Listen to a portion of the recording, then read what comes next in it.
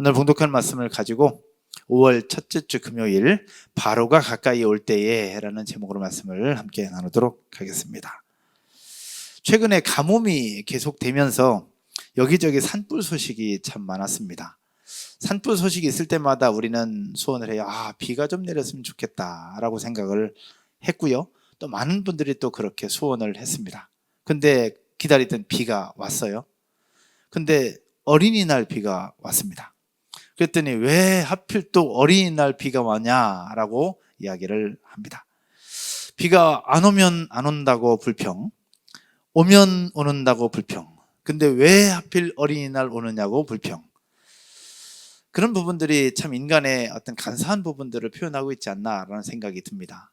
여러분, 겨울은 추워야 된다고 옛날부터 어른들이 얘기를 했어요. 왜냐하면 겨울에 추워야 전염병이 많지 않고 또 농사도 잘 된다고 하는 것이 옛날 어른들의 이야기였습니다. 그리고 날씨가 추울 때는 미세먼지가 많지 않아요. 날씨는 춥지만 미세먼지가 많지 않아서 너무 좋아요. 그런데 그러다 보니 추울 때는 또 춥다고 얘기를 합니다.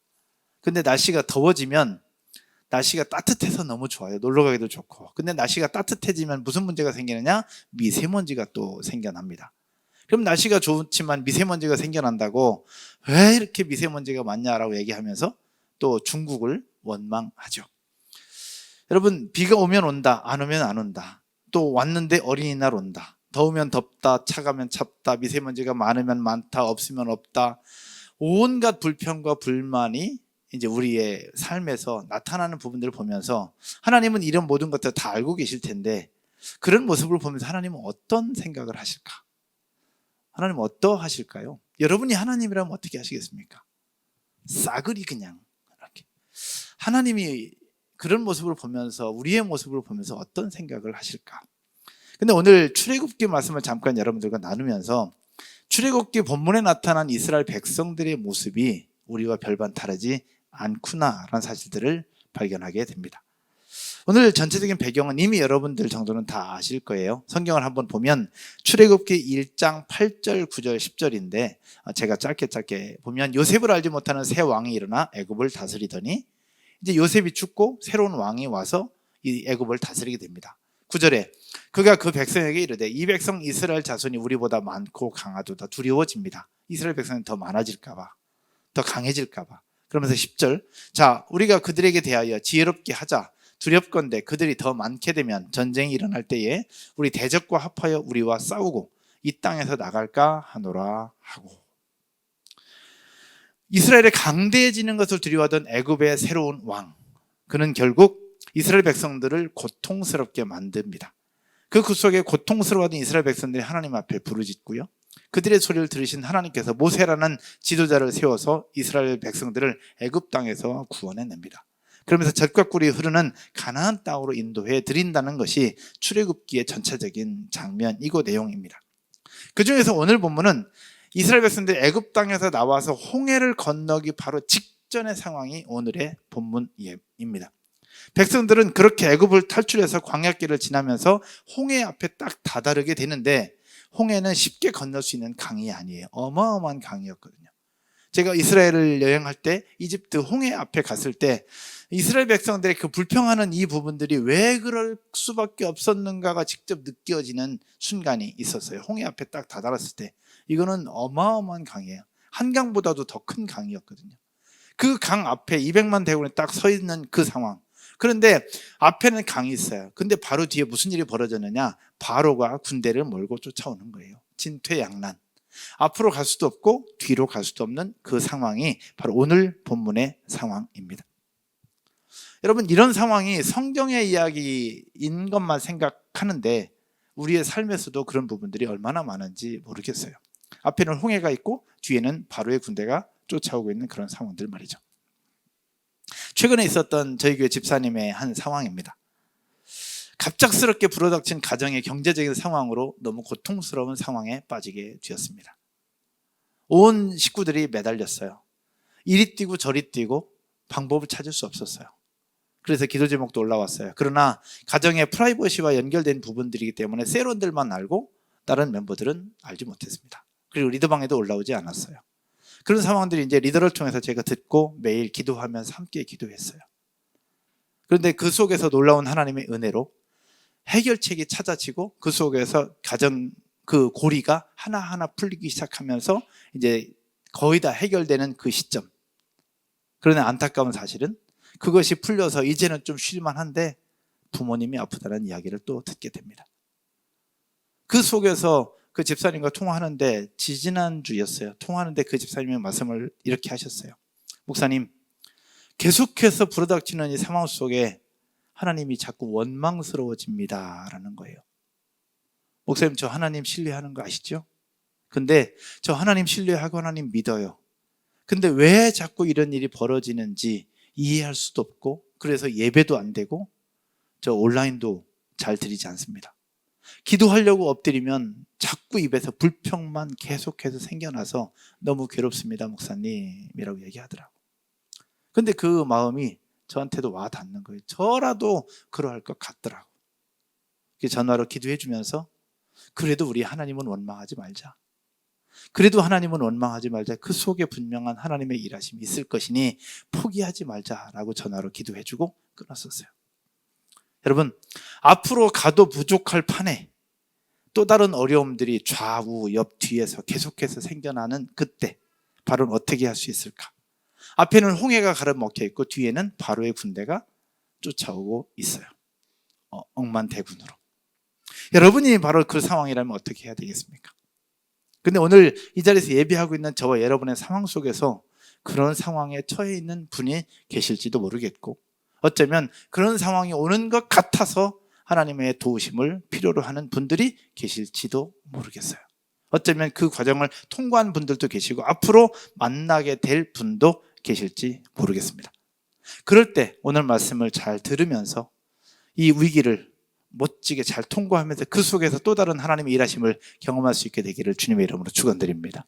혹시라도 나에게 이런 상황이 온다면, 그리고 이미 지나갔다면, 나의 모습을 돌아보고 앞으로 오게 된다면 어떻게 돌파할 수 있을까? 첫 번째, 따라서 한번 해볼게요. 감사의 제목들을 찾으라. 첫 번째는 감사의 제목들을 찾아보는 겁니다. 우리 감사의 제목 찾는 거는 여기 이철기 집사님 계시고 얼마 전에 고백했던 안지섭 집사님이 감사의 노트를 계속해서 쓰고 여러분들 중에서도 쓰시는 분들이 굉장히 많이 계세요. 너무너무 감사하고, 그래서 여러분들의 담임 목사라는 사실 자체가 전 너무 행복하고 너무 뿌듯합니다. 이 부분들에 대해서 감사의 제목을 찾는 것, 이게 저도 가끔씩 계속 매일 쓰다 보니까 이거 쉽지는 않더라고요. 그래서 더 존경하게 됐어요. 매일 이거 빼먹지 않고 쓴다는 것이, 입술로는 고백하지만 매일 쓰는 것이 너무너무 어렵더라고. 근데 그럼에도 불구하고 쓰고 있어요. 근데 이 감사의 고백이 얼마나 중요하냐, 여러분 더 시크릿이라는 책이 있어요. 혹시 보신 분 계신지 모르겠어요. 론다 번이라는 사람이 쓴 더 시크릿이라는 책인데, 이 책의 핵심 내용은 무엇이냐, 입술에 고백한 대로 현실로 나타나고 계속해서 이루어진다라고 하는 내용을 가지고 있어요. 근데 약간 신비로운 책이기도 합니다. 근데 이 책에 굉장히 많은 부분들이 동의가 되는 부분 중에 하나가 바로 감사라는 표현이에요.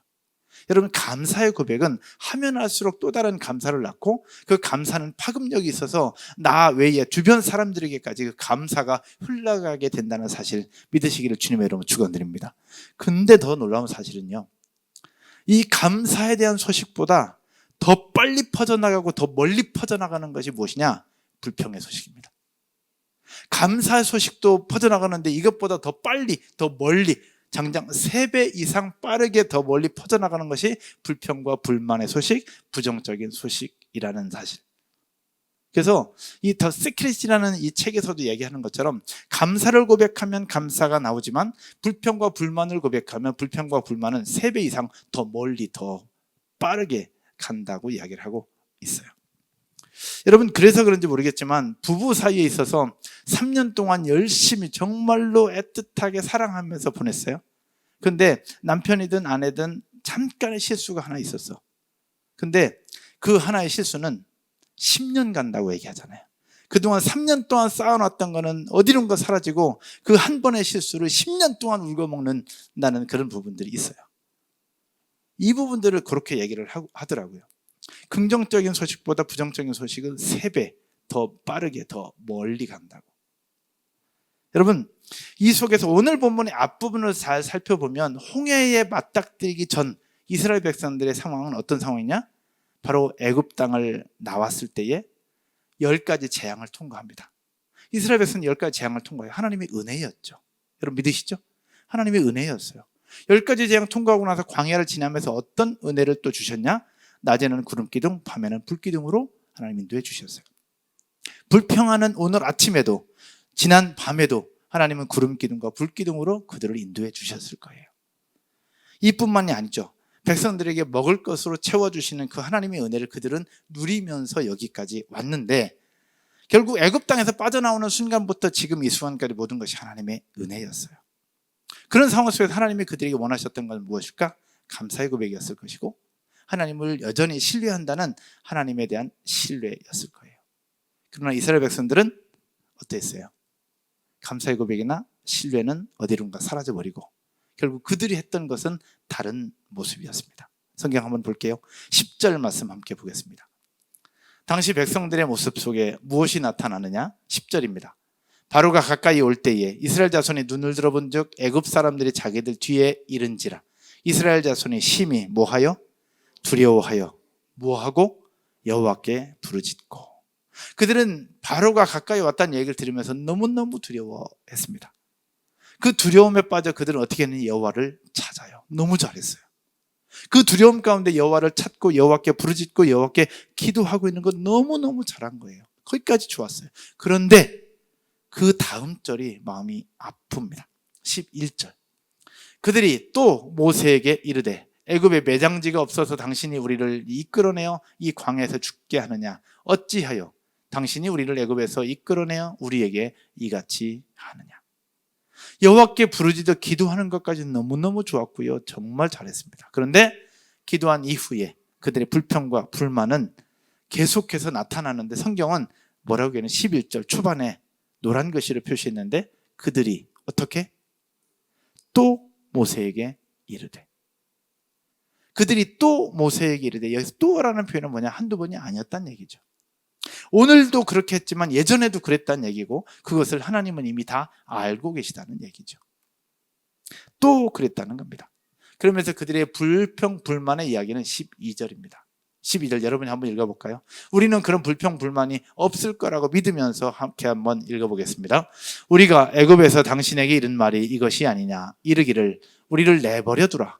우리가 애굽 사람을 섬길 것이라 하지 아니하더냐?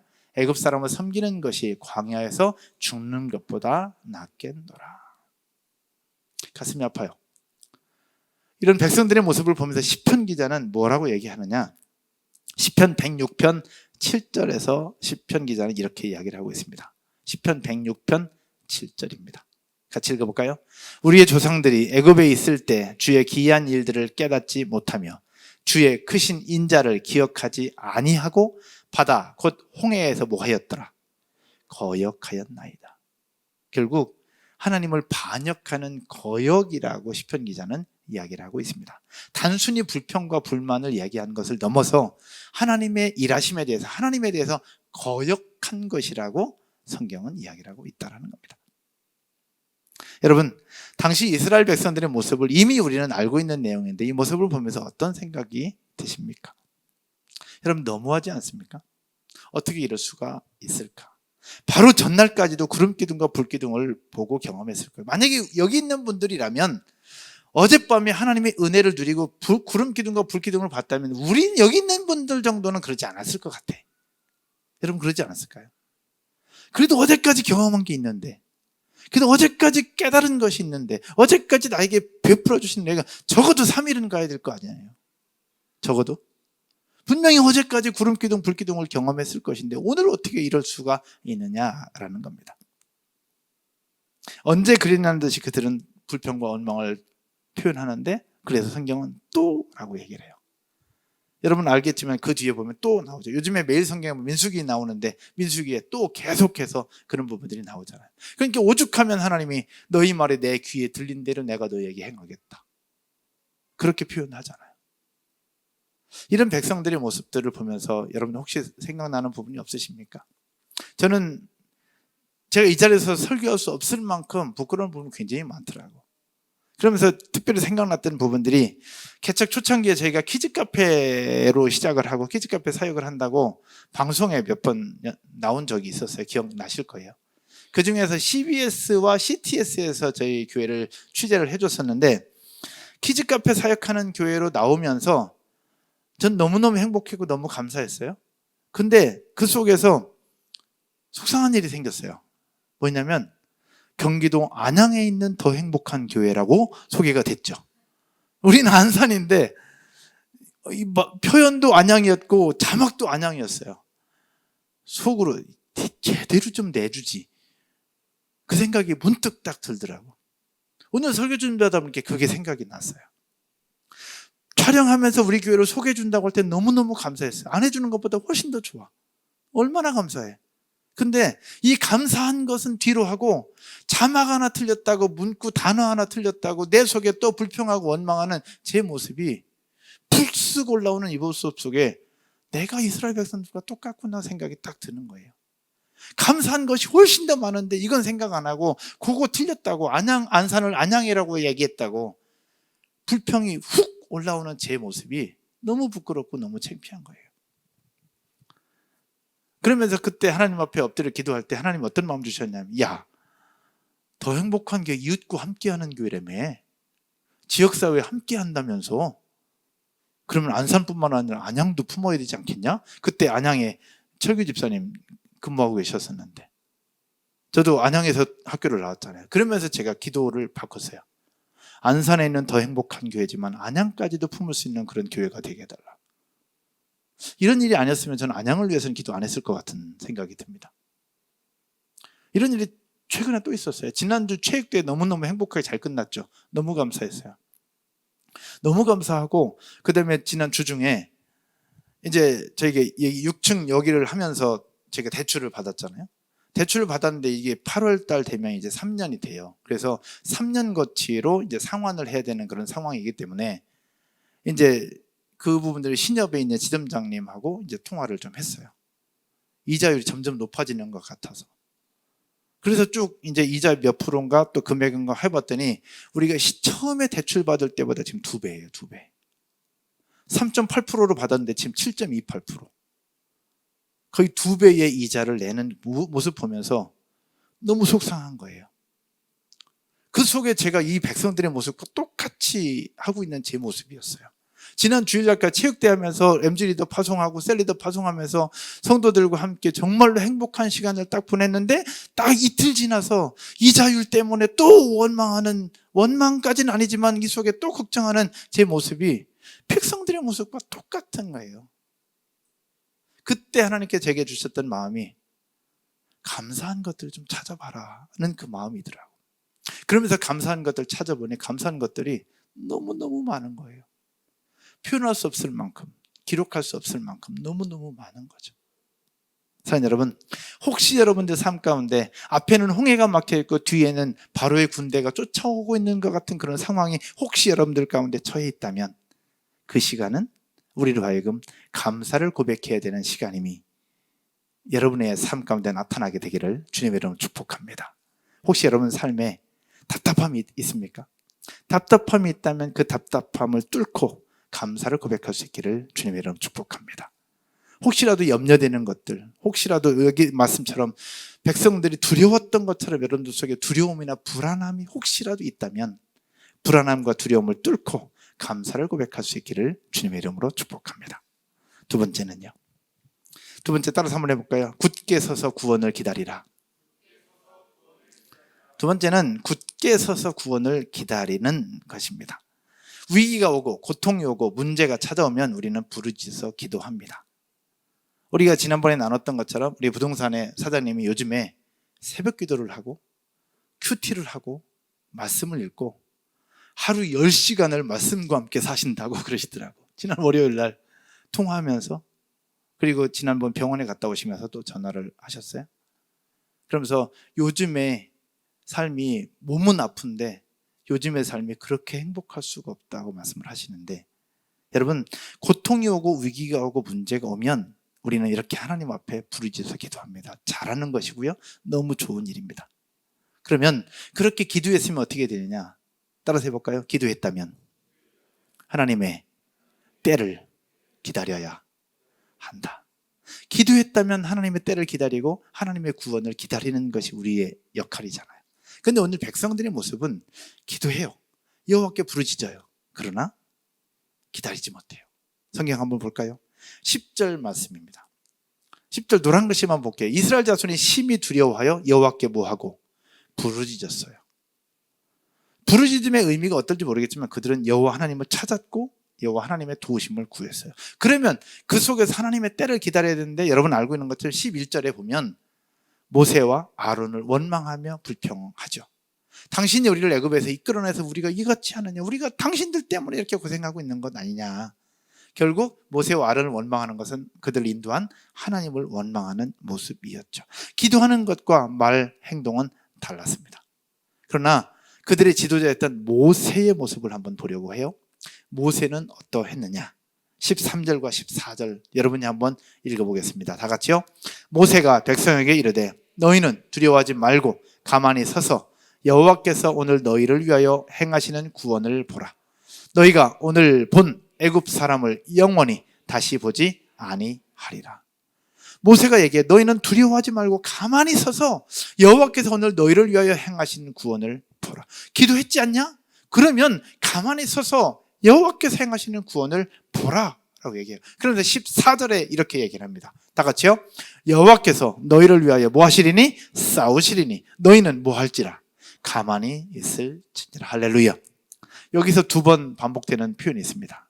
여러분 뭘까요? 찾아보셨어요? 두 번 똑같이 반복되는 표현이 있습니다. 네, 맞습니다. 가만히 서서. 가만히라는 표현입니다. 이 가만히라는 표현은 우리 한국에 있어서는 좀 가슴 아픈 표현이죠. 세월호 사건 때 가만히 있으라고 했던 이 아픔. 근데 이 가만히 서서 가만히 있으라는 이 표현은 한국말로 표현할 때는 아무것도 하지 말고 그냥 가만히 있어. 굉장히 수동적인 의미로 해석이 돼요. 아무것도 하지 말고 가만히 있으라는 그 의미로. 그런데 히브리어 원어로 살펴보면 이 가만히 서서 가만히 있으라는 이 표현은 정확하게 어떤 의미를 가지고 있느냐 따라서 해볼까요? 자기 자신을 굳게 세우다. 즉 자기 자신을 굳게 세우다라는 뜻이 가만히라는 뜻입니다.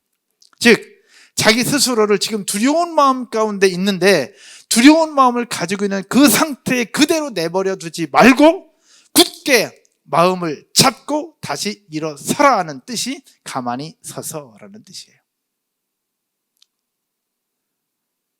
다시 말하면 두려움에 사로잡혀 있으니 불안한 마음에 두려운 마음에 불평하고 원망하게 되는데 그렇게 하지 말고 굳게 마음을 잡고 다시 일어서서 여호와 하나님의 능력을 믿고 그분의 구원을 기다리라는 것이 가만히 서서라는 표현입니다.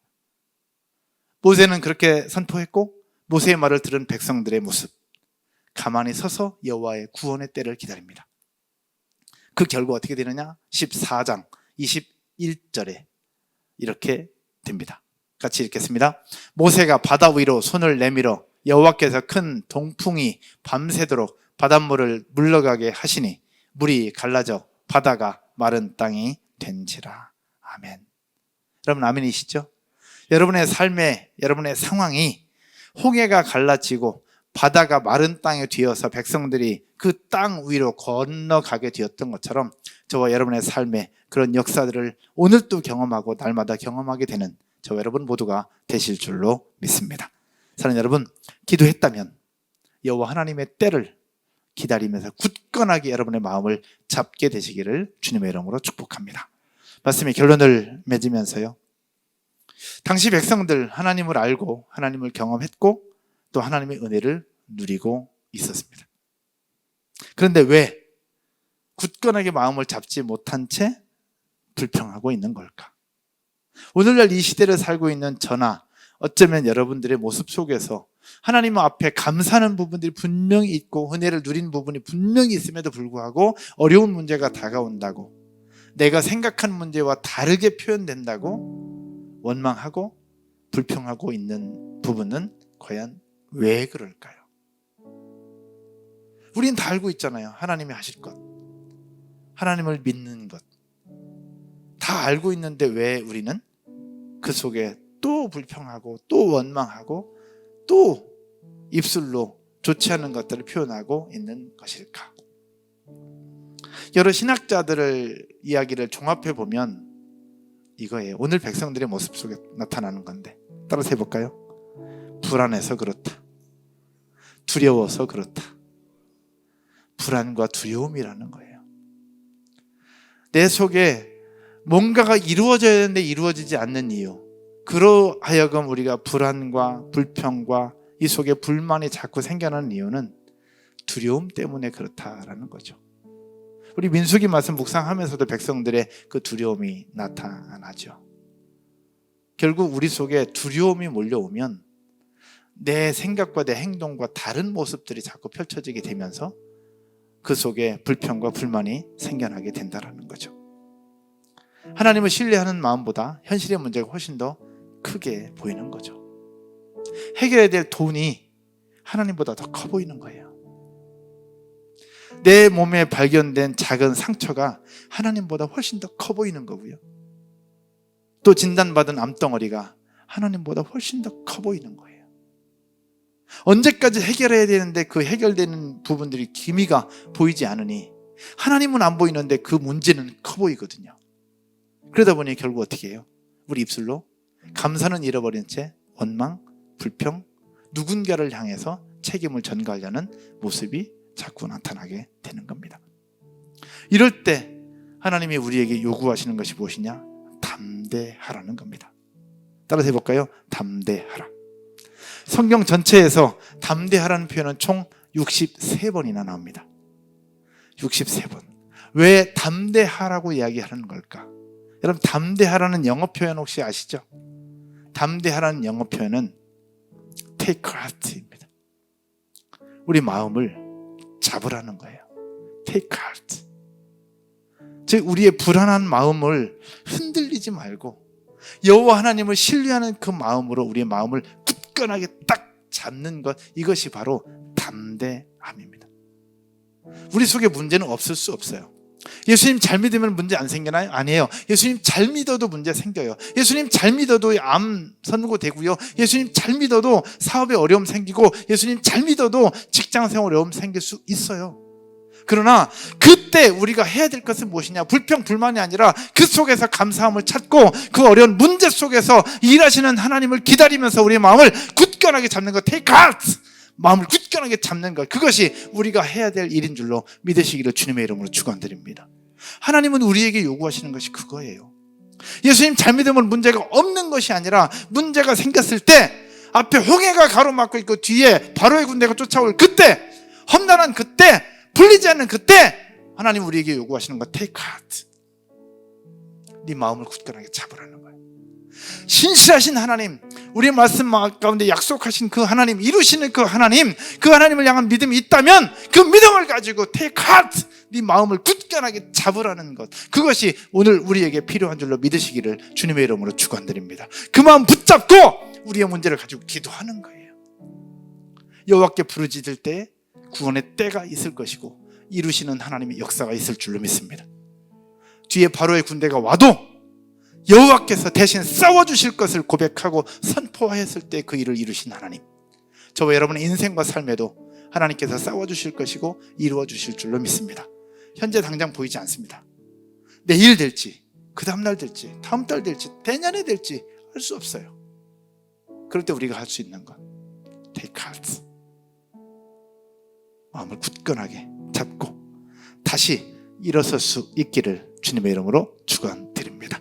자리에서 일어나셔서 우리 찬송 한 장 드리고 같이 한번 우리 기도하겠습니다.